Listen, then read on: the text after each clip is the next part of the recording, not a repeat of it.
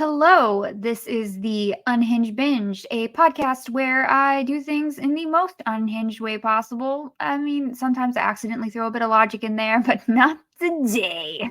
I'm LeGault, and I'm here with my buddy Curt. How you doing, Curt? Hello, I'm okay. I'm excited to hopefully finally get this one done. So we're going to be talking about Friday the 13th, Part 5, or, Part V, depending on whether or not you know how to read Roman numerals. I don't. A New Beginning. This is our, who knows, how many times have we tried to record this and kept having tech issues? Let me just say, yeah, something like that. I've had to watch this movie twice for this, which I was had to not watch ideal. it 4 times. But, well, you probably wanted to. Me, not so much. So The audacity. I think I've come to like this movie more every time I've watched it. Really? This past few months, particularly like the awful hillbilly family. They really came around on me the 4th time. I mean, they're kind of funny. I'll give them that.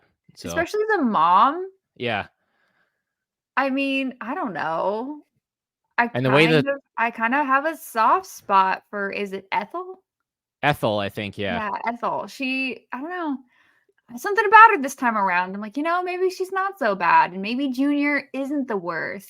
I thought it was kind of funny when Junior was always like repeating the exact thing that she said, and she's like, "Shut up, shut the fuck up," or something like that. Like, I enjoyed that. Yeah, shut up.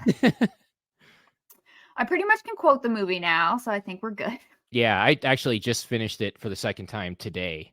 So yeah, very fresh on my mind. I didn't quite finish it this time around. I didn't quite time it right. My dog wanted to go for a longer walk than anticipated. I'm sure you still know it well enough.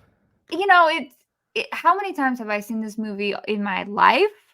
Probably over a dozen. By the way, not only have I watched this movie twice, I've read your notes 3 times. Oh, so well, my opinions clearly changed a bit. So right, so that'll be interesting as we get into it. Yeah. Yeah. And also, you have the incorrect year on there, but it is what it is. On your notes, you have the incorrect year. I wrote 1982. Yeah. That's incorrect. It's 85. 85. Yep. Yeah. Okay, so as I mentioned, this was released March 22nd of 1985, so less than a year after the final chapter. When they said final, they really clearly meant it. I tell you.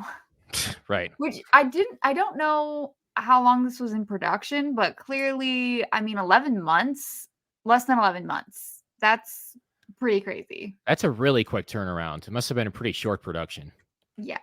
It was directed by Danny Steinman, who's also done The Unseen, which is a horror film I have seen. So it's not unseen by me. I'm assuming it is unseen by me. By you. Yes.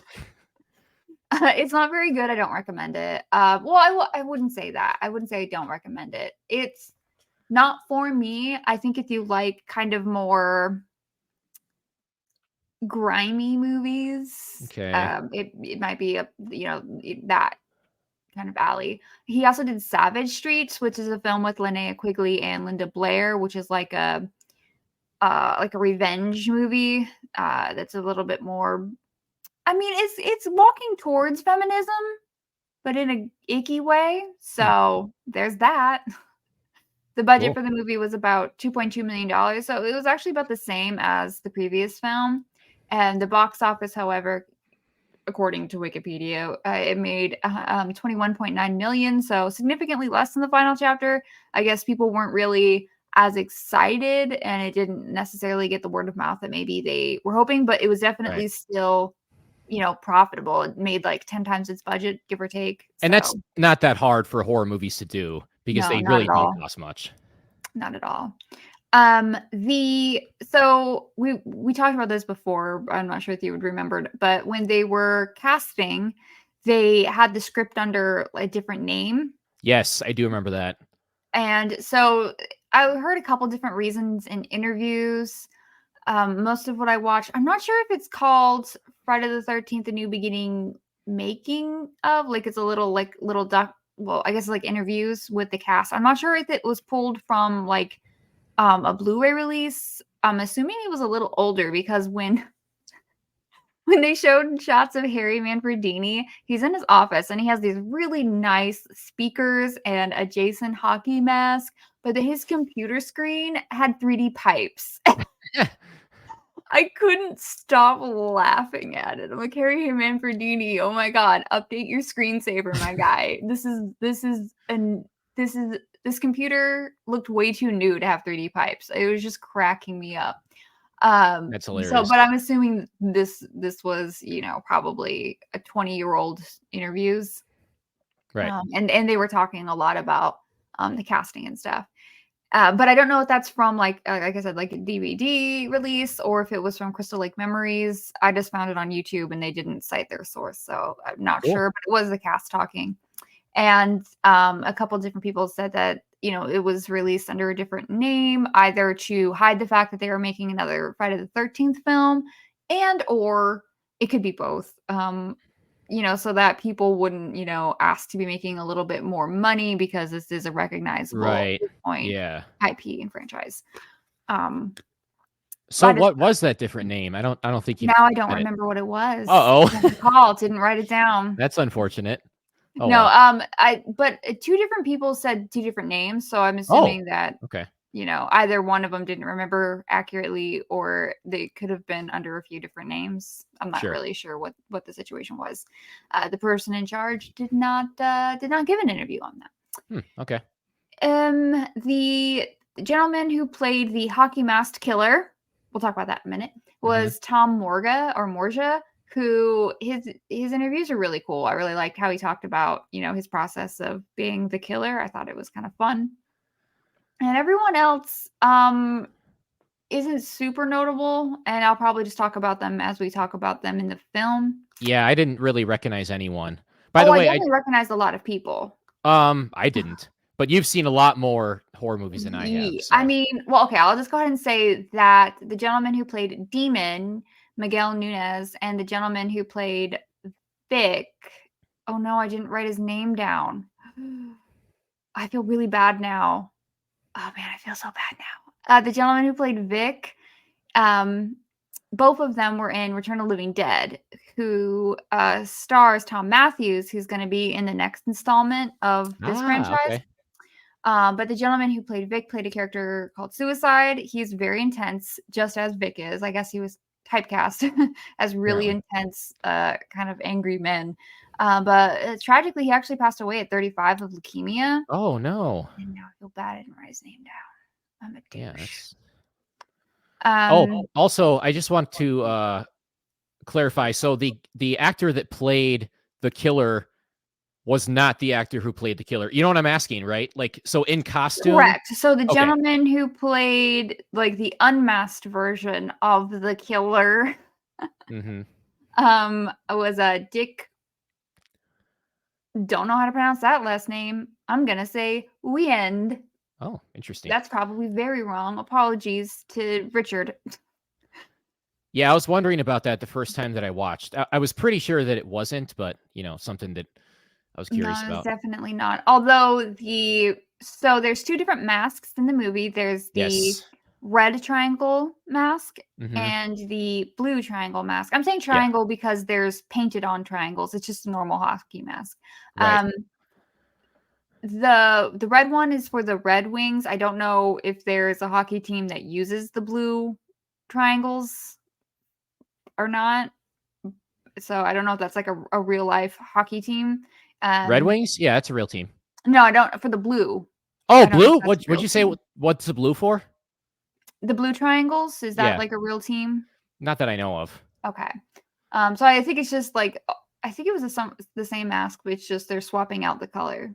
Yeah, and I actually did not notice that the first time that I watched it, and then when we started recording this the first time, you told me that, and now it's super easy to notice on second watch now. So when we are picking back up with Tommy Jarvis, who was our final boy, played by Corey Feldman in the previous installment.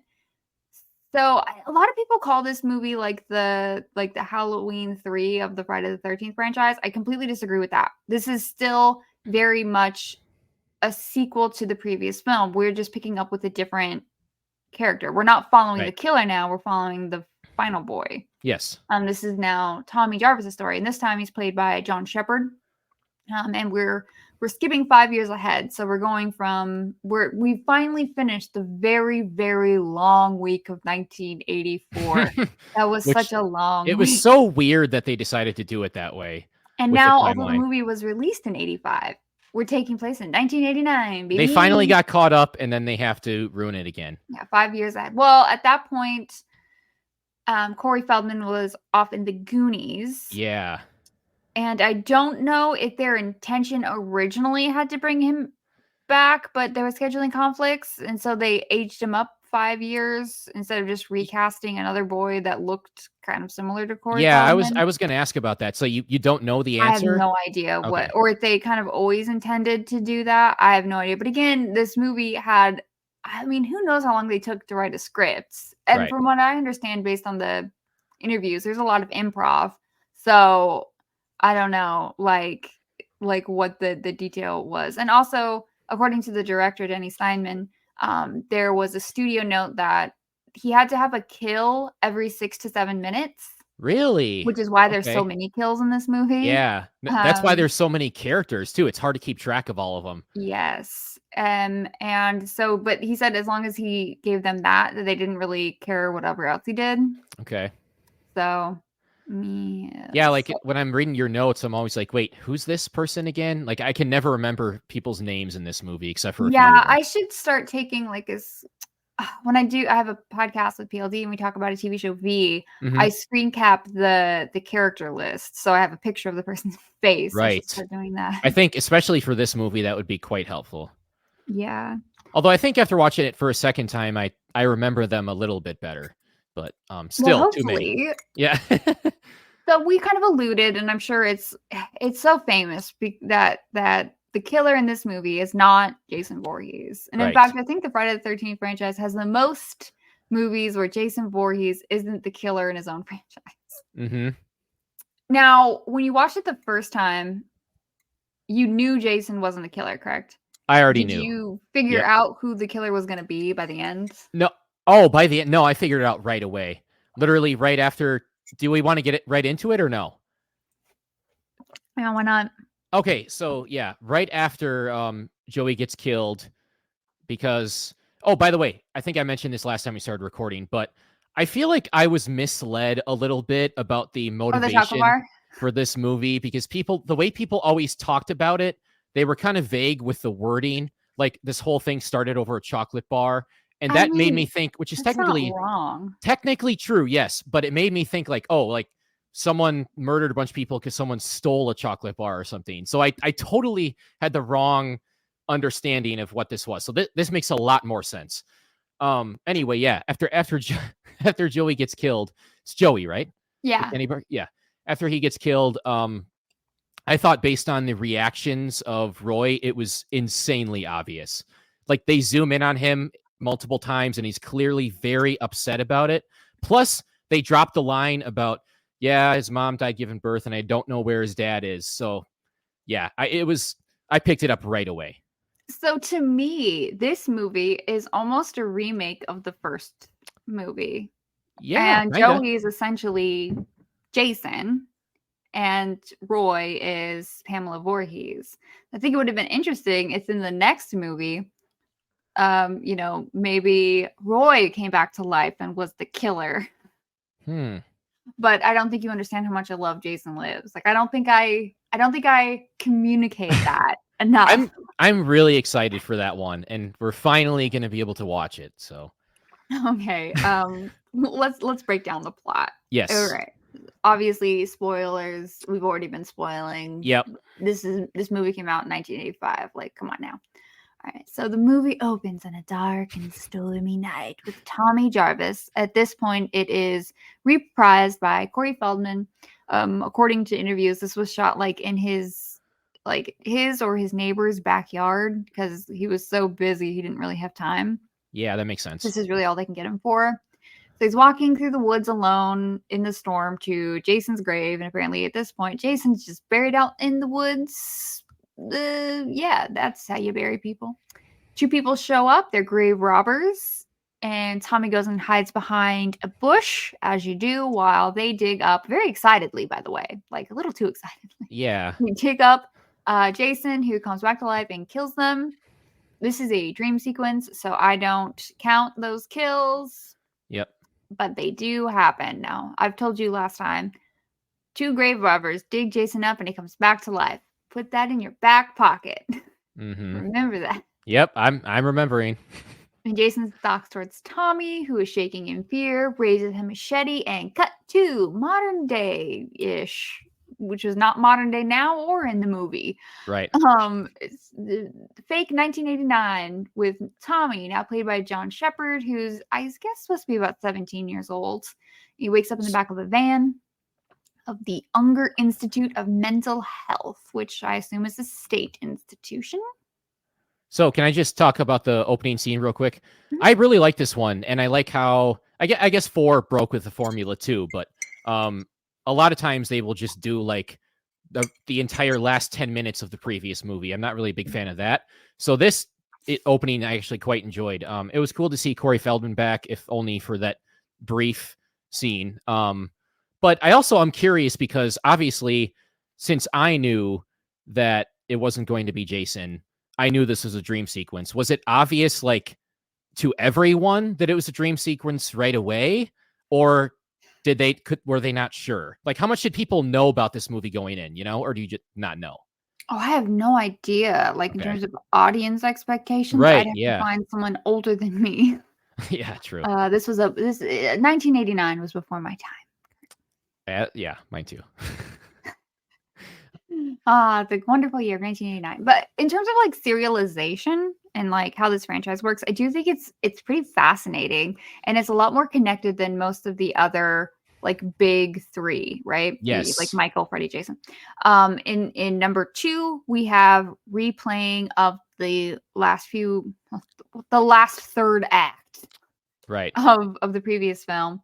But we truly open with Jason going after that final girl. So it's pretty important and pivotal to remember that. Yeah. Then in 3, if I remember correctly, we open with the Paul Holt campfire story about Jason being like a legend. I thought that was 4 that opened with that. And I thought 3 opened with the last, like the third act of 2. You are correct. Let me walk that back.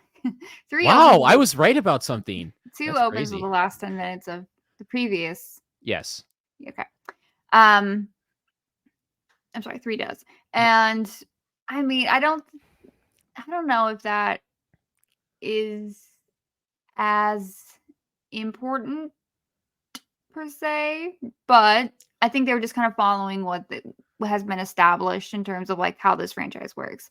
Sure. But then we do get, that kind of different opening with number 4 with the campfire. I love that it broke the formula story, and I like the campfire story, but we do get our initial like real opening, like our first new scenes going back to Higgins Haven, right? And taking all those people away who were hurt and killed or survived.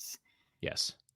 This one, because we are now, as I said, this is Tommy's story now. So I think it makes sense to open with Tommy, because the previous stories about Jason, about Crystal Lake, don't matter as much to Tommy's story. Right. That's a really good point. What matters to Tommy's story is his trauma. Yes. So it makes sense to like have him reimagining his boogeyman. Should have worded that differently. Now it sounds like I'm talking about Michael Myers. Oh, well. Oh, moving on. It's all right. Okay, so we get our credits. Harry Manfredini is doing the music again. I think we have a very similar kind of opening with like 3D looking title, like the logo, like the actual font. There's a word for this. The font stylization, I guess, is kind of 3D, like it was in the first one, and then it like there's an explosion instead of the glass shattering, which reminded me of the first one. But I like that they do a little bit something kind of different in each of them. And I like that while we continue to bring Harry Manfredini back, we do something a little bit different with the music. It's never going to be the disco score. Unfortunately, because that was awesome. Although Harry Manfredini did say in that interview that he did have a little bit of trouble kind of figuring out the music for this one. And I Really? kind of think that shows a little bit, but he's Yeah. just so talented that, like, it's fine, whatever. I love everything you're doing. Keep Mhm. going. Tommy is being taken to Pinehurst Youth Development Center, which is apparently at Crystal Lake, which is a wonderful idea to take him back to where he lived all of his trauma 5 years ago. Like, that's not re-traumatizing. Right. Not at all. No big deal. Not at all. So Pinehurst is run by Dr. Letter and Pam Roberts. Pam, what is your job? What is your role? What was your education in? What do you do? I'm confused by Pam. That is a good question. And I have a lot of insults. Yeah. To wage at Dr. air quotes Matthew Letter. Yep. Oh, he sucks. Okay. Like, listen, he's not as good as Paul Holt. Nobody is. He's not as good as, Steve Christie, but he is much better than Rick. Who's that again? He's the blonde love interest from 3. Oh, yeah. Oh, yeah. He sucked. Yeah, I agree. Oh, God, he was the worst. All right. There's the cook, George, his grandson, Reggie. I loved Reggie. Reggie is awesome. He's a wild kid, and I respect him for it. I mean, they call him Reckless for a reason. Yes. Normally kids in horror movies can be rarely a hit, typically an extreme miss for me. Mm-hmm. Reggie was a hit. Reggie was great. And his interviews are so fun too. Really? He angrily declares it was actually him driving the tractor. Really? Yes, at the end. Interesting. Okay. His older brother Demon, and his brother Demon is dating Anita. There's so many people. I'm just gonna go through all the people. Too many. Yep. Then there's the young. I called them patients in my notes, but I don't really know what words to use. The young people staying at Pinehurst. Residents. There we go. Way to go, Curt. All right. So there's Thanks. Tommy, of course. Then we have Vic, Joey, Eddie and Tina, Jake, Violet, and Robin. All right. Then their neighbors are a hillbilly family, the Hubbards, who are Ethel and her son, Junior. Then lastly, what's important is that we have Sheriff Tucker, Deputy Dodd, and 2 paramedics, Roy Burns and another guy whose name I didn't write down. The other guy was the one that was like laughing at it, right? That guy was Joey died. Gross. Yeah. Fuck that guy. Yeah, indeed. Did he die? I can't remember. Yeah. He did die. Cool. I mean, pretty much everyone dies because the guy. Listen, our director had a very strict 6 to 7 minutes. Yeah. Gotta kill someone. Although the kills were just like, man, the MPAA said, "Fuck y'all." Yeah. Yeah, so, they hacked this movie to hell. I mean, I think there's a couple good ones that you can kind of see, but the rest of them you can barely see at all. It's sometimes a lot of we see the weapon going down or towards someone, and then it kind of cuts away, and then we cut back, and they're bleeding with an injury. Right. You see the aftermath. Yep. Yes. Sometimes we see this in movies where the effect didn't work very well. But in this case, it was very much because of the MPAA. Definitely. And this was still Tom Savini, right? No. Oh, it's not? No. Oh. I don't know who this was. Like, I looked up the name, but I'm not I'm not familiar with the person. Huh. I thought he stuck around for a while now. Nope. He just did 1 and 4. Interesting. Okay. 1, 4 and out. Huh. He did his thing. Although there was someone in the interview who said that the effects in this movie were underrated. Tom Savini was in the room with him and gave him a dirty look, which I thought was funny. Yeah. And so sometimes with the MPAA, like you make like concessions. So you can like cut a lot of the gore so you can keep the nudity, or sometimes you can cut a lot of the nudity and keep the gore, where you can like slightly reduce both. I guess. But yeah, this director kind of put a higher value on the nudity. From my understanding, a lot of the women were hired specifically because of their breast size. Oh, that's nice. Yeah. So yeah, I've noticed that at least so far throughout this franchise that if the movie has a lot of nudity, there's not much gore. If it has a lot of gore, there's not much nudity, or there's like a little bit of each. So that makes a lot of You sense. get to the next entry, Curt. Okay. All right. So Tommy is very, very quiet and not particularly communicative. That is words are hard. They are sounds, letters, like he's very kind of pulled in on himself, like in terms of his stance, and like he fidgets with his backpack a lot, and he's not very open, doesn't make a lot of eye contact. Keeps like his arms like close to his body. Yeah, very reserved. Yeah, Pam kind of comes out to get him because I guess he's a nurse. Billy is gross and weird. I wouldn't want to talk to him either. Yeah, Tommy. And we'll see Billy later. Yes. Yeah. So Pam tries to talk to Tommy, who doesn't really respond, and then she introduces him to Dr. Matthew. I gotta say, though, I do like this little thing about Pinehurst is that there's a lot of those like very 90s, although apparently they were 80s too, posters. You know what I mean? Like end like domestic violence and, you know, don't do drugs, that kind of stuff. Although I think maybe the don't do drugs one was kind of started more in the 90s. Sure. Yeah. Although wrote in my notes.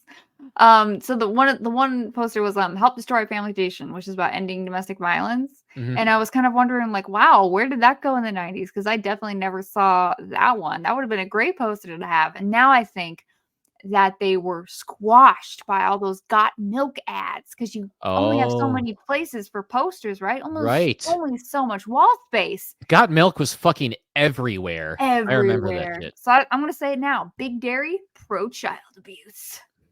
I think that's fair. Also, pro-cow abuse. Poor cows. I love cows. Cows are so cute. Well, I mean, I live in Wisconsin, which is like the cow state. So oh my gosh, you must have everywhere. So many of those everywhere posters. Did you guys have a Got Cheese poster? No, we didn't, which is crazy. Yeah. Big Cheese should have been on that. Because honestly, Big Cheese way better than Big Dairy, even though cheese is dairy, but like, you know what I mean. My dad had a friend whose nickname was the Big Cheese. That's all I got. Just made me think. Amazing. He's told all kinds of stories about. Oh man, the stories my dad tells about him and his other friends. But yeah, not the time for that. Oh man. Okay. We'll move on. So, Pinehurst is this place that like young people are going to go so they can kind of prepare to re-enter life post institutionalization, or that might just be why Tommy is there. Right. And we know Tommy has been institutionalized for like 5 years. So from age 12 to 17. So I'm assuming his social growth was incredibly stunted. I would assume so. Yes. What kind of like education he was getting there. So that's unfortunate. And I gotta say, I'm gonna go ahead and say it. Pinehurst sucks. Yeah. Oh, it sucks so much. We'll get into it. I have so many feelings about this Matthew, if that is his real name. It is, but ugh. So Pam and Matthew talk about Tommy, who's had this severe trauma when he was 12. We saw it. It's the last movie. And apparently he's been on a lot of, medications, and they've tried a lot of therapies and pretty extreme ones. Like these are like, I feel like not drugs you want to just like put someone who's like still growing on. Yeah. I agree. If you can avoid it. Anyway, I guess we didn't know what PTSD was yet. Right. We'll move on. Upstairs in his new room, Tommy is kind of looking at a photo of his sister and mom, and who totally died off screen. Confirmed. Do you think the sister died too? No. What? Who knows where the sister is? Yeah. What the hell? I'm assuming she married Rob. Yes, I'm assuming she married Rob, and they went off to live their life. Man. And Tommy's there alone. It's been so long since I watched that movie because it's taken forever to do this one. I don't even really remember who Rob is. So I'm pretty sure. So Rob is the brother who's living in the woods. Oh, yeah. Okay. Yep. Now I And do. I'm pretty sure he gave Tommy the pocket knife that he has in this movie. I Okay. might have misremembered that. Yep, I remember him now. But what's most important is that he still has those masks. He's still making masks. Those I masks love are that. awesome, by the way. They are great. So Reggie the Reckless is this, I'm assuming he's supposed to be about 12 years old, little Something boy, like that. scares him with a giant rubber spider, and they kind of talk. I really like this kid. Mhm. He's very charismatic, very fun, Yep. Yeah, endearing. he is by far and away my favorite character in the movie. Most memorable. And he's, again, one of the few that I remembered his name after the first watch, so I that's a read good sign. that he feels like one of those motto spewing children from a sitcom, but it turns out he was a motto spewing child from a sitcom. So right on brand. I don't remember Mhm. what sitcom. I think it was the one with the kid who says, "What you talking about, Willis?" Oh, I think it's the shit. right one. I don't know what the name of that This show is all is, before though. my time. I'm not big on sitcoms. I think the Right. only sitcom I've ever watched was I Dream of Jeannie. Does New Girl count as a sitcom? I meant older ones, like Older, in the okay. 80s. Oh, sure, yeah, okay. Gotcha. A few episodes of Happy Days. Mhm. Okay, so the police show up at Pinehurst because Eddie and Tina were on Ethel's property. Then Ethel and Junior show up, and Ethel rips the sheriff a new one. And even like exclaims that she has a bomb on her, and she's Yeah, gonna you're kill this allowed to do kid. that and not get arrested, apparently? It's a small town, and that That's sheriff. Okay, what's your opinion of this sheriff, Sheriff Tucker? I don't really have one, to be honest. It's pretty forgettable to me. Okay, he looks like he's overheated. He's unbuttoned his shirt a bit. He's not looking very professional in terms of his hair. A little bit of 5 o'clock shadow. Looks like he's ready to take out a flask from his desk and take a sip. He could be Wolf Cop. You've not seen Wolf Cop, have Yeah, you? so No. that reference, another one, whew, went right over my head. Wolf Cop is so good though, Kurt. We'll move on. Yeah, he just seems like he doesn't seem like a bumbling cop. He just seems like they maybe should have made him an overt alcoholic because he seems like that's what they were going for. Or that Mhm. he should be wearing a Hawaiian shirt, like, and because he just does not seem like he's engaged. Yeah. He does not give a fuck. He doesn't want to fill out the paperwork if he arrests Ethel. He Yep. doesn't want to deal with Ethel. So get it together, Matt. Keep these teenagers from effing on her property. Damn. Although originally in my notes, I was like, girl, just take a shower and calm down. True. Yeah. And then the sheriff does ask Matt about the Jarvis kid and wishes him luck and goes off. So we cut to Vic. Vic is, I wrote aggressively cutting wood. I That's can't yeah. convey how aggressively this man is cutting wood. Yep. Yeah. Very angry dude. And it's funny because when they pan the camera, we see that there's like a wall of already cut wood. It's like, did we need more? Or do you just do that for exercise? I think that's an exercise. I gotta be honest, I missed that, but So Joey comes out yep. and he's eating chocolate. It's kind of all over his face. And he goes up to the girls, Violet and Robin, to Mhm. offer them some of his chocolate, which, on the surface is very kind. Sure. He's very much an extrovert, very talkative, Mhm. but also kind of maybe needs to work on like boundaries and reading Yes. people's tone and expression because And not touching the clean laundry with your dirty fingers. Oh, man. I'm pretty mean in my notes when he did that. I'm like, Yeah. okay, kill him. Just kill Yeah, him. that He was needs to funny. go. He's got to go. I would have. They were pretty mad. I would be too, because now Yeah. he has to clean that sheet all over again. And he goes over to Vic to offer him some chocolate, and Vic kills him with an axe. Yep. Which is pretty sad and violent, and it's unnecessary. Not just in Yeah, terms of like Vic's behavior. Vic's behavior obviously unnecessary. But what I mean is that these are people who are supposed to be in a situation where they're getting help and clearly right. aren't. Like Joey seems like he maybe needed to have a lot more education in terms of how to relate to people Yes. and boundaries. And Yeah. Vic seems like he should have been on some sort of medication and have supervision. Yeah, it's really sad and strange that this was allowed to happen, you know? But, like, at that point, I do think Matt should have gotten in some kind of Oh, investigation. absolutely. Like, with Yes. something like that happens, that shouldn't just be, "That happened, that's sad, um, but I feel bad about it." No, there needed to have been some sort of investigation, like, or the hospital, I'm assuming he was What the institutionalized prior to this, like, should have not released him because clearly he wasn't ready for Hold that. on. Can you still so my monitor just went down, but can you still see me? Mhm. Oh, that's weird. All right, I guess uh Sorry about that. We had some technical difficulties, had to pause. I don't remember what I was talking about. Unhinged! That's how we do it unhinged. here. I think we're talking about Matt being kind of a terrible at his job, and he was. But we'll move on for that. Lucky for Matt. Yeah, and the fact that he should have faced some kind of consequences for what happened because he Definitely. allowed it to happen. Definitely. So two paramedics show up to take Joey's body to the morgue. One of these paramedics is Roy Burns, and he Mhm. looks very upset when he sees who the victim of Vic is. Yep. The camera really holds on him about to cry.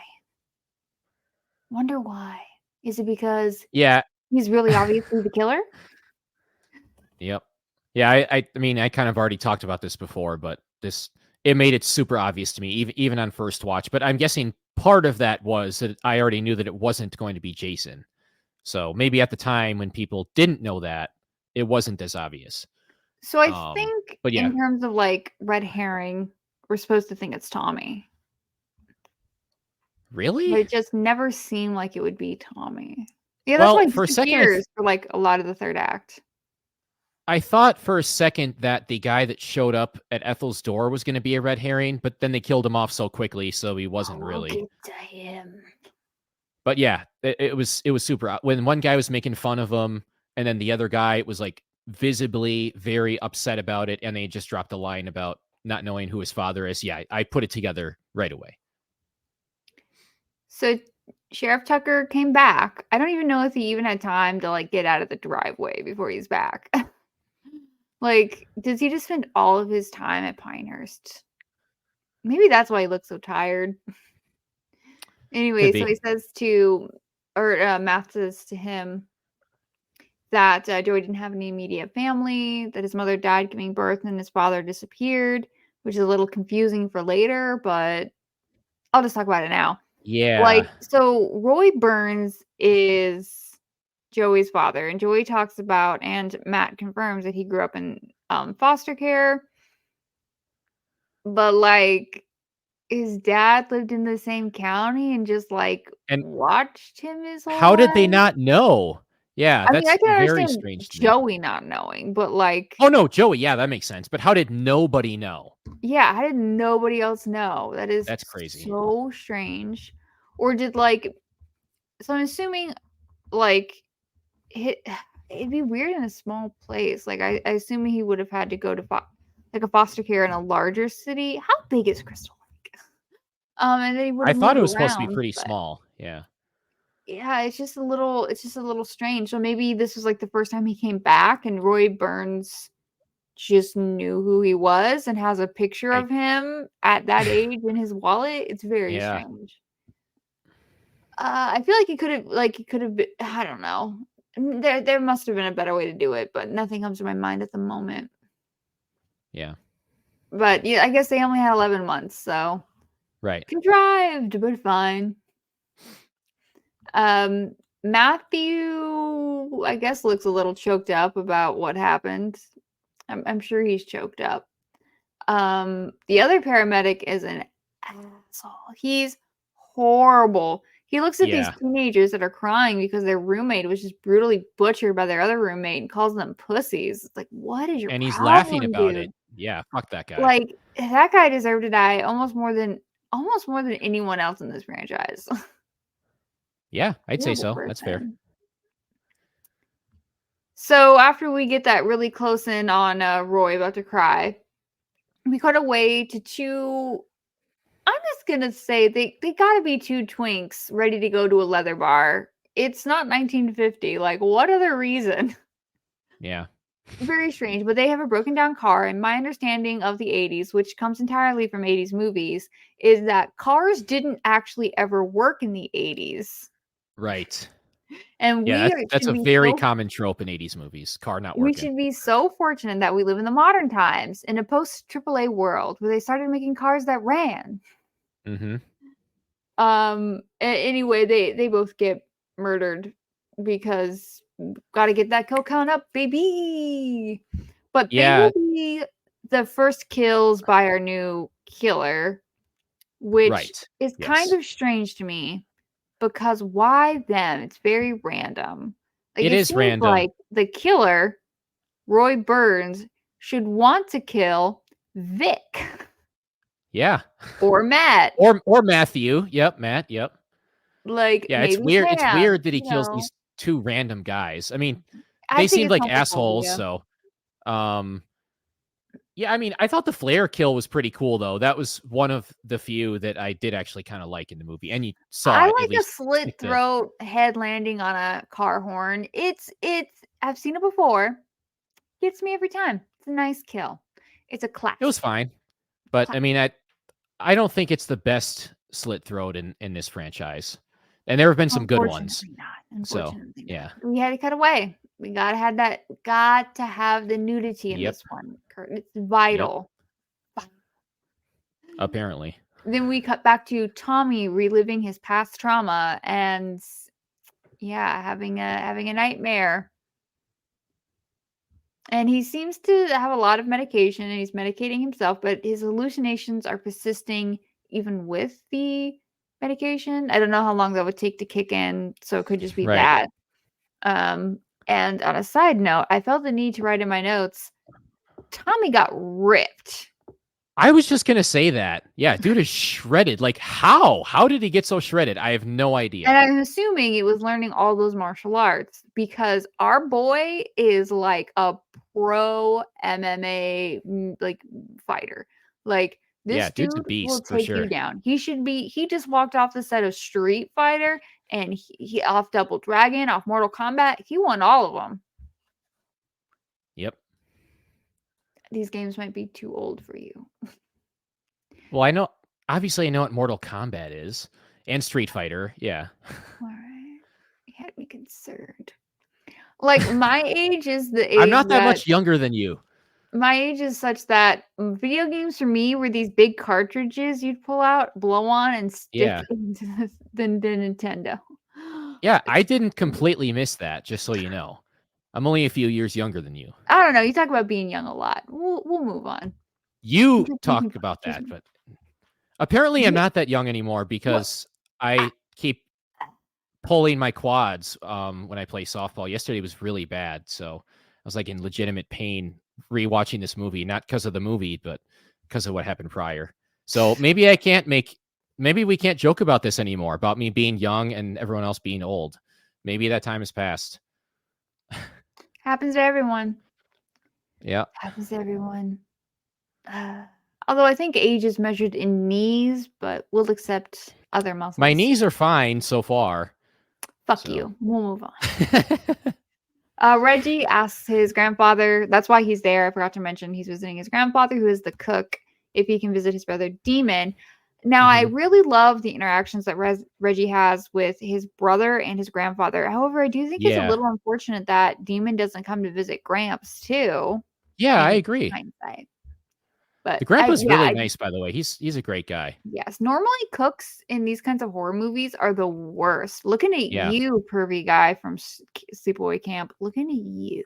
Oh, I remember him. Yeah, he was awful. He got what he had coming to him. Yes, Hashtag for sure. Angela was right. So Jake and Robin get to talking. Tina points out, this is at breakfast. Tina points out that Violet set too many table settings, which was obviously an accident. She seems like she's very focused on music and Yep. maybe kind of not necessarily always cued into what's going on around her, which in a horror movie, terrible trait to have. Jake gets upset, which makes Violet upset. Then Matthew comes down Yep. and they all come down and have dinner. Tommy comes in and attempts to awkwardly join them, but he seems like he's standing by the table with his head down, and it seems like he's waiting for a specific invitation to join the breakfast, Been which there. Totally been there. yeah, like if you're in a new place and Yeah. you're somewhere where everyone else already knows each other and camaraderie and you are new, like you might need that kind of invitation to be comfortable. And that's not like someone, even necessarily someone who's like shy or anything. That's just kind of Right. like even people who are raised with like any kind of like manners might feel that way as well. Right. Yeah. And unfortunately, Matthew does not invite him to join. He tells him to go look for one of the other boys who isn't there. I think his name is Eddie. I Now think I'm getting Eddie. confused Yeah. with the names. And then as soon as Tommy goes to go get Eddie, Eddie jumps out. It seems like in the time that Tommy took to go from his room to the dining room, Eddie snuck into his room, stole one of his masks, and decided to stare him. And I gotta say, Eddie apparently thinks very quickly because that whole plan could have only possibly taken 30 seconds. Yeah. And Or it movie is logic. unfortunate because Eddie like scares him. Tommy is startled because if you're a human being and someone jumps in front of you and screams, you're gonna have a startle response. Like, Naturally. Yeah. I mean, it literally, unless you are blind and deaf, it is not, it's just simply not possible for someone to like jerk back when someone Right. does that. It's an automatic, as I said, automatic response. And then he just starts laughing at Tommy and like punching him in the shoulder. And then Tommy wrecks shop with Eddie. Tommy said, F you, and flips this boy over and just starts punching him. Like, Eddie is dead now. Tommy killed him, not literally, but his soul. But by the way, I just want to say that the move he did on him is a wrestling move. It's a fireman's carry, and I wrestled in high school, so I noticed that right away. I thought that was pretty cool. Well, the actor is some kind of martial artist. I don't recall which. That makes sense. Which thing. And we'll talk about that one with his I mean, amazing way that he took down Junior. My God. Yes. Oh my God, that was awesome. Yeah, but you know, at the end of the day, I think Eddie kind of deserved it because you know what? Maybe playing pranks on people who've had a lot of trauma and just saw someone getting killed the day before. Yep. Isn't cool. Probably not a good idea. Yeah. Yeah, not smart to poke fun at the person who's already on the edge. Yep, he got what was It was a coming to great him there. mask, so I'd be pretty mad about it too. Mm-hmm. And Matthew just like pulls Tommy off Eddie, and then nothing happens, and then we're all good. Moving on with our lives, I guess, which is like, dude, you need to lose your license. You're a hazard. Right.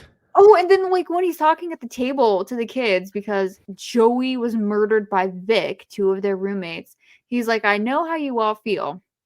Which, first of all, if you're in a situation in terms of like therapy, you shouldn't say I know how you feel. You should let the person talk about how they feel, and because that's like generally more cathartic. And then he's like, well, let's just eat our breakfast. Yeah. Yeah, and he's like, let's just move on. I'm like, yes, let's just not talk about our trauma. That's also super healthy. Way to go, doctor. Yeah, where did you get your doctorates? Is it what? Watch his doctors be in something stupid like fucking liberal arts. No offense to liberal arts, but it's like the dude is not any kind of. Yeah, what the hell kind of doctor is this guy? I want to know. These poor kids never had a chance. Yeah. All right, so then we're going over to the Hubbards, Ethel and Junior. Man, just getting crazy. This poor woman's just cooking, slaving away over the oven because Junior Junior seems like he probably eats, each of his 3 square meals are the size of 8 square meals. More power to him. But this guy shows up looking like a combination of Keith and David Carradine. I looked him up. He's not a Carradine, but he looks like one. He definitely does. And I just watched the Kill Bill movie, so I noticed that too. Yeah, he definitely looks like a Carradine. And he's just like a guy's like, I'm looking for some work. I don't know. The 80s were weird. And I guess they have some kind of like farm or like they raise chickens in New Jersey. I feel like that's just not common. I don't know. That does seem kind of strange. Also, they're like hillbillies in New Jersey, like Virginia, yeah. But New Jersey? Where? Yeah. His inclusion in the movie in general felt strange. Like I said, I thought he was going to be a red herring, then they kill him off so quickly. It's like, all right, just another guy to add to the body count. 6 to 8 minutes. You got to have a lot of bodies. Is this also the scene where Ethel is like violently chopping the chicken? And she goes like, I thought that was pretty funny. So funny. And then Junior imitates her. Hey, yep. So I'm not so pretty. I know. Oh, man. Yeah, they entertained me this time around. Usually they don't, but it grew on me. Then we go to Sheriff Tucker and his deputies have found Vinny and Pete's, the twink leather bar boy bodies. And they're kind of looking around for more evidence. And Sheriff Tucker kind of looks into the woods and says, what the hell's going on around here? And then Roy kind of looks over because he's standing behind him and says, did you say something, Chief? He said, what? No. Oh, thought you're talking to me. No, you can take the body away now. Just get out of here, kid. What the fuck are you talking about? It's such a weird scene. It's so strange. It was pretty I don't know funny. why. It's just like, it just stands out as being, I mean, it's not awkward. It's not something that wouldn't happen in real life. Like, I'm sure like crime scenes are probably pretty noisy. You might check in with the chief and say if they want to communicate something with you or if you misheard something or something. But it's just like in a movie, it just felt like so out of left field somehow. Yeah, I didn't mind it. I thought it was funny. Just him looking into the distance. What the hell is going on here? And by the way, another moment of foreshadowing when they say, looks like there's another maniac on the loose. Cut immediately to Roy. So, yep. I do love a cut like that. Mm-hmm. Unfortunately, at this point, Billy comes back into the movie. He's the gross nurse from the state hospital, and he's there to pick up diner employee Lana. Mm-hmm. You know, this scene's just not important. 2 people die. Lana takes the top off. 6 to 7 minutes. That's the reason this scene is in the movie. Yep. To get more kills. So for our new and the kills aren't even that great either. I mean, it looks like they would have been better, but again, MPAA, if we could see it, had to have that fresh shot, so can't have the cool kill scenes. I feel like he did not understand what people wanted in horror movies. He got it backwards. Right. Yep. Then we go back to Tommy, who's all forlorn and watching Eddie and Tina in the window, and then sees the hallucination of Jason. It almost rhymes. Then oh my gosh, we get Mayor Cobb. How did you feel about Mayor Cobb yelling at Sheriff Tucker, who's smoking a cigar? Is this the scene where he's like, it's Jason Voorhees, and then he calls him crazy or whatever? Is that the scene I'm thinking of? Yes. Yeah. So Tucker says that the killer is Jason Voorhees, and then Mayor Cobb, explains that he's out of his mind. And I totally agree with Mayor Cobb. And Mayor Cobb, more than anyone else in the entire Jason franchise, is so New Jersey. He looked like he just walked off of Jersey Shore. I appreciate that. And it must be hard to be mayor of Crystal Lake. Was he mayor back in 84? That must have been a real clusterfuck. Mm-hmm. Sheriff Tucker clearly was not sheriff back in 84. And he's definitely not going to be sheriff after this. Wait till you meet the sheriff in the next movie. Man, you're planting all these seeds for the next movie. I love it so much. I'm really looking forward to it. I don't think I'm even overhyping it. I think I'm underdoing it. I'm so ready. I'm so excited. I mean, I really liked Cobb. And the thing is, Cobb is right. like, the killer isn't Jason. The sheriff Yeah. is an idiot. He is out of his mind. And he's not even doing his I job. mean Like, do your job. I mean, Investigate. at that time, I think it wasn't crazy to think that it could be Jason, given what had But happened Jason in is the past literally 4 dead. movies. He was well, I think they said he was Well cremated. well, he's gonna come back in some way in the next one, Yeah, obviously. but we didn't so I don't know if you know this, but in the future installments, they call him Zombie Jason. We didn't know Okay. zombies were real yet. Ah, It's so funny they okay. call him Zombie Jason, and Tom Matthews was the star of Return of the Living Dead. Oh my god, hilarious. Well, okay, moving on. Tina and Eddie are outside, and these two characters have one character trait, and that is wanting to fuck. Yep. So they go do that while the creepy guy who wanted to work for Ethel's watching them. He gets murderized because that's Mhm. how you do. Murderized. Yep. It's a horror movie. That's how you do. And then they both get killed as well. This is something you see in horror movies a lot, particularly 80s horror movies, where two people who are about to have sex or have just had sex, one of the Mhm. partners gets killed, and then the other partner discovers their dead body. Yeah. Very, I very, feel very like common. did that happen in The Burning also? I'm pretty I don't sure it did, remember. and it's I think it's happened in at least a couple other of the Friday movies so far, but I've Yeah, definitely it's seen it just multiple times. such a common trope. Yeah. I think it was done best in The Blob. Okay, I've not seen that. Oh my gosh, Kurt. 1988's The Blob, one of the greatest 80s horror movies. So good. I don't know how they did those effects. Like, they're so amazing. All right, I'm Anyway, interested.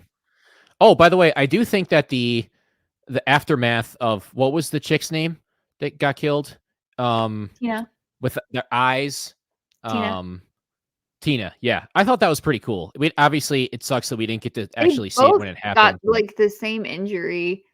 yeah, Eddie's death was interesting, where so he steps back into a tree, and it must have been perfect because that's exactly where the killer was standing, waiting to yeah, throw a buckle around to compress his head so much that he's murdered. right. But it's like that was a little bit of a crazy random happenstance that he just so happened to step in just the right Yeah, place. that's some really bad luck right there. Yes. And yeah. So we got his count is up to 7 now. Okay. So, and then the film kill count, including the dream sequence, I think is at 10.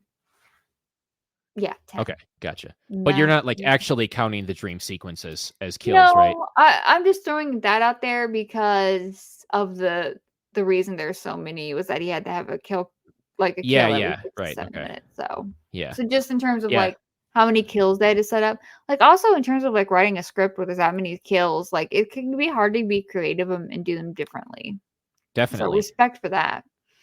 Yep. All right. So later in the evening, Pam drives Reggie out to see Demon. I love Reggie and Demon. Yeah. Demon's crazy. This man, so they go to his van and he offers them Mhm. food. This boy has enchiladas, he has tacos, he has egg rolls, he has cheese and sausage pizza. Yeah, My no God, wonder this guy had to go to the bathroom so figure out badly. what a vegetable is, Yeah. Demon. Like, clearly, demonic creatures can't just live off junk food, in which case, Yep. do you mean to tell me that junk food is from heaven and hell is where all the healthy food is? I'm confused by this stance. Ridiculous. Maybe. But yeah, that was a fun scene. I like their dynamic, their brotherly love.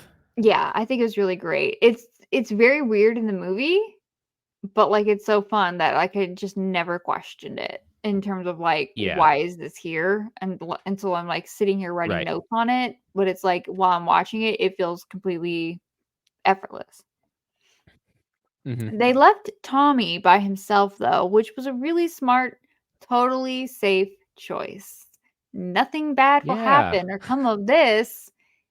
Of course not.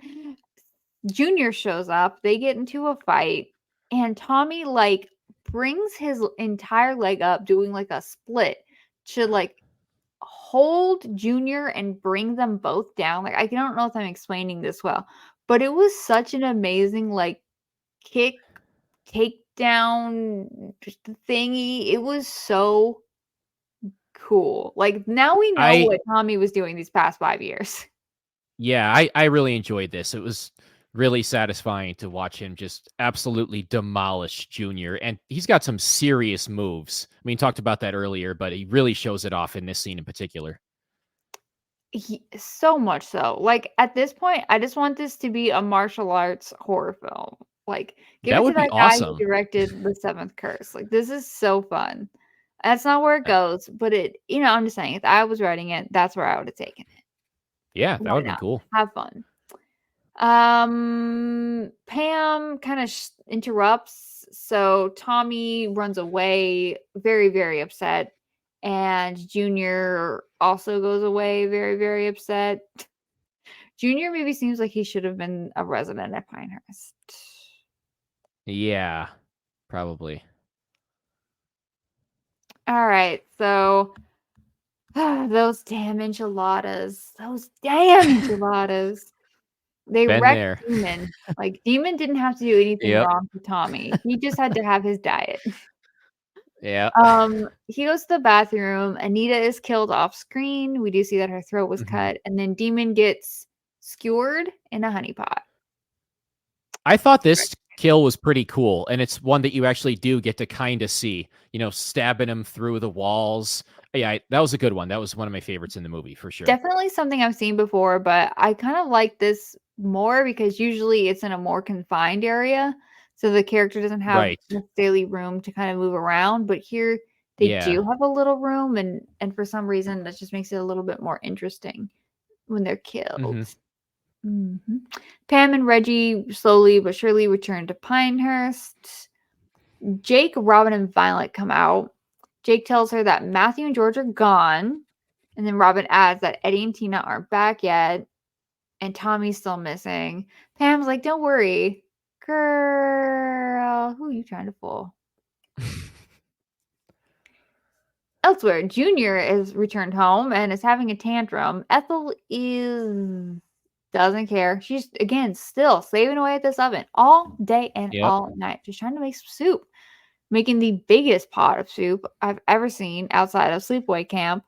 Yeah, it For was 2 huge. people, I don't know how long Yep. they plan on eating that soup for, like, the next month or year, like, what's happening? Although, I guess if you're eating a chicken that you grew you're eating a chicken that you just killed, Yeah. you probably wanna eat it pretty quickly. Yeah, probably. Oh, man, chicken farms. I'm just gonna move on from that one. I Yep. don't eat a lot of meat. I don't know what the verbiage is. But then, the killer comes and decapitates Junior, who's riding on his motorcycle, and at this point is really giving Silent Night, Deadly Night. I was waiting for him to scream naughty, and then the sled to run down to his bully friends so he could see his corpseless body. Oh my god, his headless corpse. Oh Yeah, man. another reference right over my head. Silent Sorry. Night, Deadly Night, But so good. by the way, I think the idea of this kill is really cool. I just again wish we could have fully seen it. Hmm.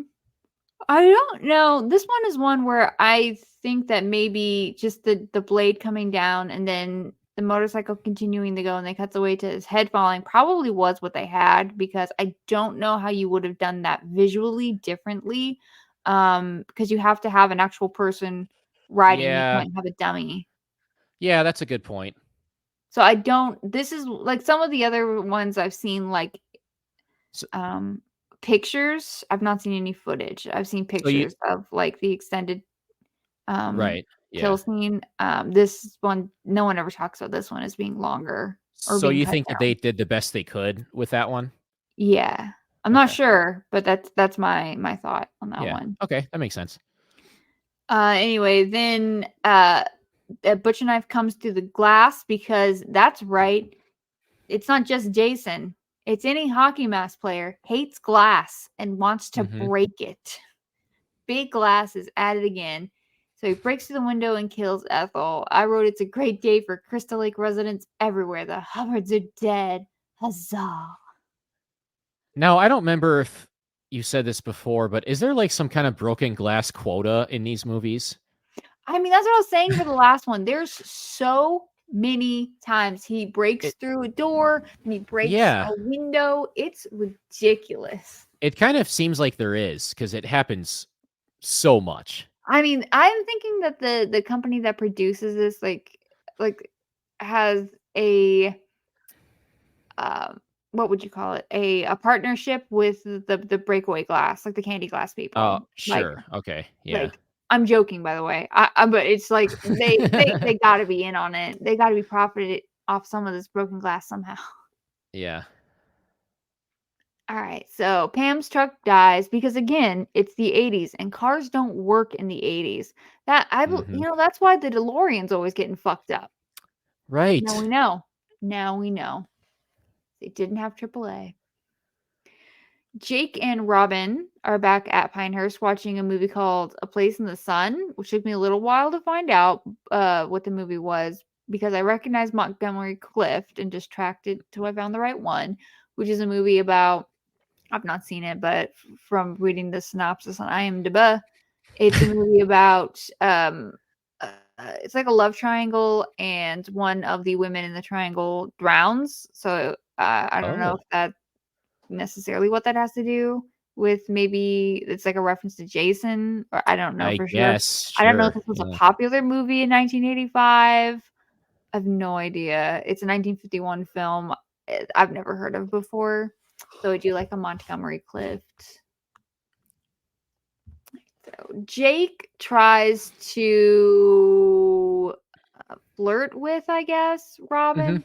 Flirt might be a soft term for what's happening. He says he wants to make love to her, which is basically saying he wants to have sex with her. Doesn't ask for a date. Says, let's have sex in a nicer wording, but still not great thing to do. It's not reading the room. She laughs because she's not really paying attention to what he's saying. She's focused on the film. I think you gotta like know who you're talking to and when's appropriate time to confess your feelings. Looking at you, guy from Empire Records. Gotta check in to see, is now the time I should confess my feelings, or should I wait till a time where the person can pay attention and properly have the emotional capacity to understand what I'm trying to convey? Whatever. So she ends up rejecting him because I don't think she thought he was serious. So she's just laughing because she's but he gets really angry, which makes her feel bad and runs upstairs crying because he's a sad little entitled monster. I know we're supposed to feel bad for him in this situation, but I don't, because he didn't have to be a little perv. So yeah. I agree. So he runs up to try to talk to Violet, but she's busy listening to a great song. We'll get more on that in a moment. Song was cool. And then he's disheartened and leaves, but when he turns around, he is face to face with, again, I really got to figure out what kind of knife this is. I call it a butcher knife. But it's one of those big like meat cleaver kind of things. Like it's a big like squared off blade. Yeah. And he's killed, which brings our blue masked killer up to 12 kills. I think.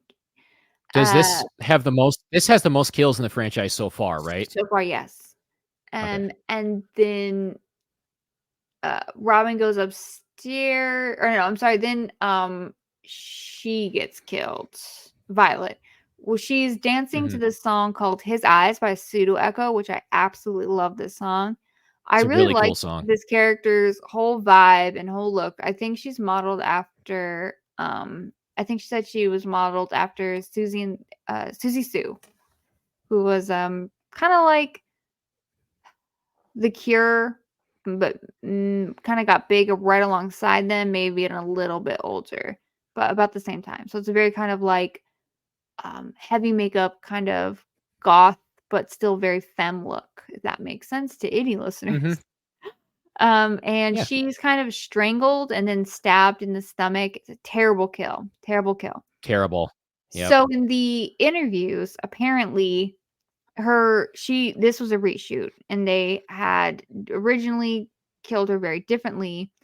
They had the blade stabbing her in the genital region. Oh. I have seen horror movies that kind of allude to something like that, like Texas Chainsaw Massacres 2, Slumber Party Massacre 2. I've only seen one movie where they actually had the killer go all the way and do that. Very intense scene in a film called The Mutilator.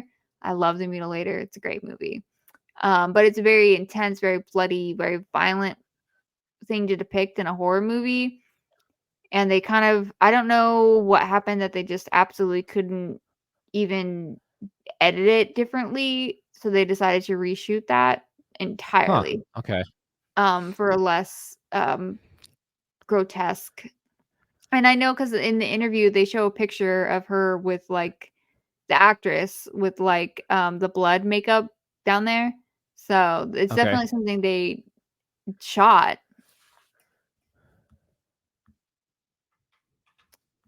Okay, so Reggie and Pam get back to the place at this point. The place, Pinehurst. And I'm sorry, they got back a little bit earlier, but Pam left again to go look for everybody. And Reggie goes upstairs and finds all the bodies in Tommy's room, again, trying to make Tommy seem like he could be the killer, especially since he's disappeared and hasn't come back since Junior was killed. So, like, he's gone through it a lot of the movie because they want it to look like he's the killer. Yeah. I just don't think they did a good job of making. Yeah, I think that kind of hurts the movie though, when you have the person who's supposed to be the main character missing for that long. You know? I mean, the main character in this movie is clearly Reggie. He stole the show. I wonder if maybe originally Tommy was supposed to be more important, but they changed their mind. Well, Tommy is supposed to be the main character, right? Like, I'm sure he's. Well, I'm pretty sure their intention really was to make it look like Tommy was the killer. Right. Okay.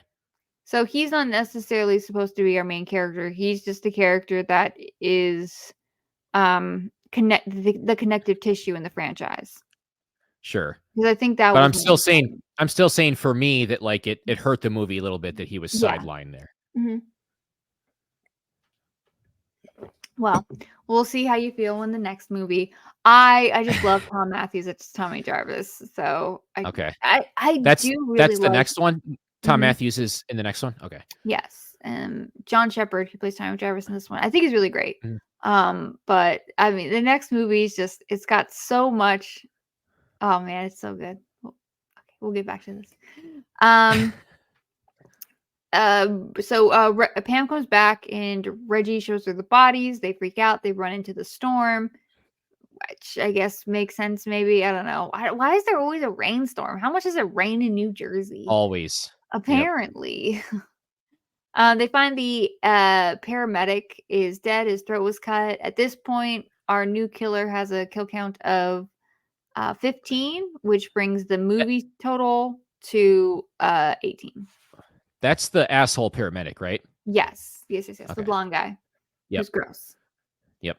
And then the killer shows up because he's super fast, like crazy fast. He must be doing a lot of cardio, long distance running or something. Man. Well, I mean, all these killers in these movies basically have teleportation powers, so. That's true enough. Reggie and Pam run, but I mean, Pam doesn't get very far. She's tripping. She's not keeping up with little Reg, who's like in the next state already, having a hamburger, some French fries, eating like his brother. Yep. R.I.P. Demon, you will be missed. Mm-hmm. And I guess the killer now has a machete again somehow, or for him the first time. Don't know where he got that. Did he bring it with him? Pam, while she's running, finds Tom's body nailed to a tree. I wonder how long that would have taken, and how did no one hear or notice you doing that? Yeah, again. Oh, that's another thing for the kill. Going back up a little earlier, for the two kids who were having relations in the woods, How did the dude not hear her loud scream? You think he Wait, would have what? known? What are you talking about? Back when Tina and Eddie, when Tina Oh, gets killed, she screams very loudly. How did yes. Eddie not hear that? Yeah, I don't know. That's a good point. So Pam continues to run through the muddy woods to get away from the killer. She's not a good runner. She's just going around No. screaming for Reggie. She gets back into the cottage thing, Pinehurst, and the killer throws George's eyeless corpse through the window, much like what happens Mhm. in Friday the 13th Part 3 when More broken glass. Yep. I think it's 3 when Rob's body gets not Rob, sorry, Rick's body gets thrown through. These names are all too much alike. Whatever, Yeah. blonde love interest body gets I know thrown. which one you're talking about. Yeah. Yeah. It's happened before is what I'm trying to say. Mhm. These movies just run together a little bit too much. Yep. But we've had this before. And again, another window breaking. My God. Big glass. More Always broken glass. Yep. never stop killing people, Big Glass. Love you for And it. that's not even the last one for this movie either. That there's more. It's just a I'm really telling you. big, long chase scene. Reggie comes out in a tractor at one point, which was pretty awesome. They end up getting into a Yeah, barn. that was super badass, the tractor thing. And it's also especially cool that apparently he was really driving it. Yes. So I mean that's what he says, right? I mean Yeah. that's awesome. That was a really cool scene. They run into a barn, which is strange because the Hubbards have a barn. We know in Higgins Haven in the third film there's a barn. There are a lot of barns in New Jersey. It's just not how I picture New Jersey. Or a I don't know. lakeside property. I've been there Like once. Yeah. most lakeside properties aren't like farm properties, though.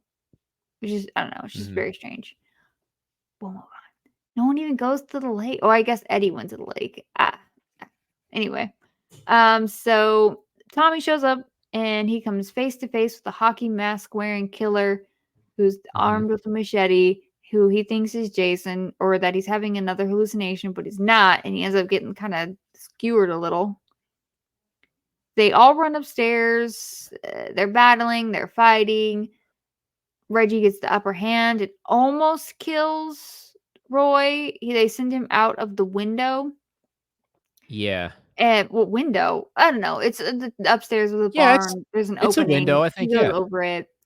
Yep. But he's hanging on to the side and he ends up falling. I like the battle. It takes kind of all three of them to really save Defeat him. everybody. Yeah. Yep. And when he falls, his mask comes off. Oh my God. So he's wearing two masks, which bothers me so much. He's wearing like Yeah, a I was gonna ask about that. I don't even know how you So, would make he wore a Jason mask. He wore a like a very, very bald good cap. Yeah, bald I mean, mask, it's not even a right? ball cap. It's a full face or not even face. Over his entire head. It's a mask of Yeah, Jason Voorhees. that doesn't And then really make any sense. no, it doesn't make any sense at all. And then They over did some that, he wore a hockey mask. serious trickery in this movie to kinda trick us into thinking that, it's Jason. Yeah, instead of just wearing like a mask over his face. Yeah, Right. how would you see through that? How would you breathe in that? Right. He would have Yeah, that asphyxiated. Come on now. makes no sense. And Yeah, honestly, the first time I watched it, I didn't even notice the second mask.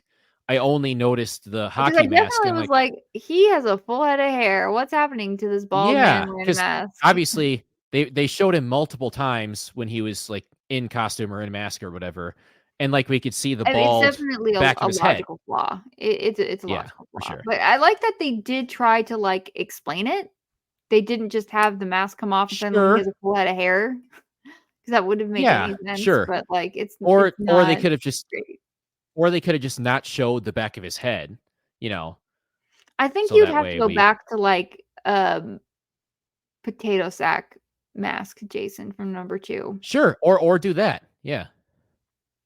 Yeah, they definitely cheated with that a little bit. Yes. And then I'm using air quotes here, treated to an ending where they have another dream sequence jump scare ending or a series of them to imply that Tommy's going to be the killer again, just like they did in the last movie, which isn't going to be the case. It's pretty I think they should stop with those dream sequence fake out endings. You don't need to keep going. I don't like him. This ending was really weird. And we get like multiple of them too. We get the first dream sequence, and then we get like when he sees Jason, which seeing Jason I actually thought was kind of cool because he had the different color, the red one, right? Yeah. The red triangles, which is like, so okay, that's the real Jason. And then the scene after that. Yeah, I didn't like it. And then obviously because, and I know this even though I haven't seen the future movies, that they don't do anything with that. Yeah, they don't. You know. Like, but I mean they didn't know Kind they of like weren't going to. kind of like Halloween, is it 4? Or Yeah, just like that. yeah. In their defense though, they didn't know they weren't going to do anything with it. Sure, I guess, But I but mean what my bigger issue is that we know we got to stop with the dream sequence jump scares. It's I hate just them. Yep. yeah, they're not good. But he does break a window again. Always Yes. breaking windows these movies. What's his name? Roy Burns got a body count of 17. Ooh, that's There's a a lot. total of 18 real life kills, and as we add in the dream sequence, the movie is a total of 20 kills. And what was the highest prior to this in the I don't franchise? remember. Oh, okay. Off the top of my head, I'd have to look at that. I'd have to look it up. And I imagine that one of the future ones is going to surpass this. Correct? I don't recall. Okay. I think so. We shall see. Like I think I'm a little bit more familiar with the kill count of the Halloween franchise than I am with the Friday the 13th franchise. I can't recall. Okay. But I know they do like to have 13 kills in their movies. That's just something that Naturally. I mean, it's kind of funny. It's just something they like to do. Mm-hmm. Yeah, more power to them. Any last thoughts on this film? Yeah, I mean, obviously I've joked a lot about really not wanting to rewatch it. It's okay. I would say it's my least favorite of the 5 so far. Because for a couple of reasons. First off, all the cutting away from the kills. Aside from Reggie, didn't really care for any of the characters. But Reggie was cool though. The killer being insanely obvious, and the cheating they did with, the Jason mask and stuff. That all brought it down for me. But it's, I mean, certainly has a lot of entertainment value in there. But I would go, actually, so it's close with 2 for my least favorite. I think I would go 4, 3, 1, 2, 5 so far. Interesting. All right. What would yours be of these 5? I'd have to really think about it. I don't know off the top of my head. Yeah. But 4 would be the highest, right? Yes. This might be. I don't know. I'm someone who suffers from extreme recency bias. Yeah. I mean, I think they're all pretty equitable until you get to 6. It's a pretty consistent franchise, at least so far. Yeah.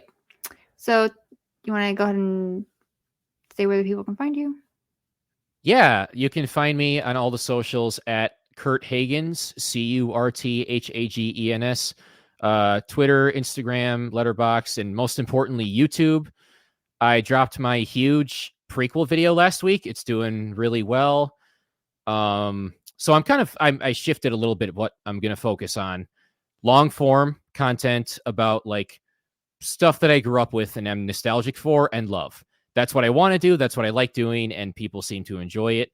So next, or not necessarily next, but one of the next big videos I'm doing is I'm going to go through the entire original Yu-Gi-Oh series and do like a retrospective on that. What was that face for? You don't like it? Like a lot. Wait, have you ever watched it? No. Oh yeah, no, but I feel like you might like it though. Are you sure? Anyway, that's going to be a ton of fun. Probably several hours per season. I've already started rewatching, only 3 episodes in, and I got a ton of notes. But so if any of that sounds interesting to anyone listening, check me out. I'm close to 1,000 subscribers, which is a big number. So like for YouTube ad money and stuff. So that'd be cool. So yeah. All right, cool. Yeah, you can find me at the Unhinged Binge on this social media platforms I'm available at. And everybody stay watching horror movies and such. Hell yeah.